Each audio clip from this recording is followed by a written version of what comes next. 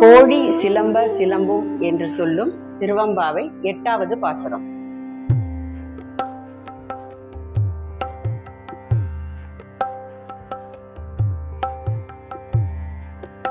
கோழி கூவுகிறது, பறவைகள் பறக்கின்றன, இசை வாத்தியங்கள் கோயிலில் முழங்குகின்றன, வா தோழி நாம் செல்லலாம் என்று அழைக்கிறார்.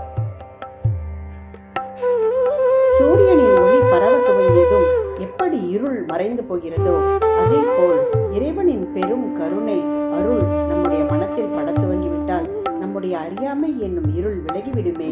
அந்த மாய இருள் இன்னும் உன்னை விட்டு விலகவில்லையா? இத்தனை சத்தத்திலும் உன்னுடைய தூக்கம் களையவில்லையா?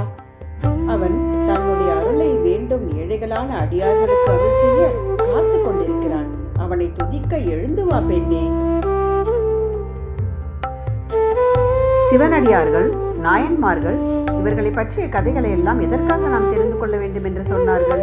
இவர்கள் எல்லாம் எப்படி கடுமையான துன்பம் வந்த போதெல்லாம் உறுதியாக நின்று இறைவனின் திருவடிகளை பிடித்து அந்த துன்பத்திலிருந்து மீண்டு வந்தார்களோ அதே போல் துன்பம் வரும் காலங்களில் நம்மை காப்பதற்கு இறைவன் இருக்கிறார் என்ற நம்பிக்கையுடன் நாமும் இறைவனின் திருவடிகளை சரணடைய வேண்டும் என அனைவருக்கும் உணர்த்துவதற்காகத்தான் இந்த பாடல்.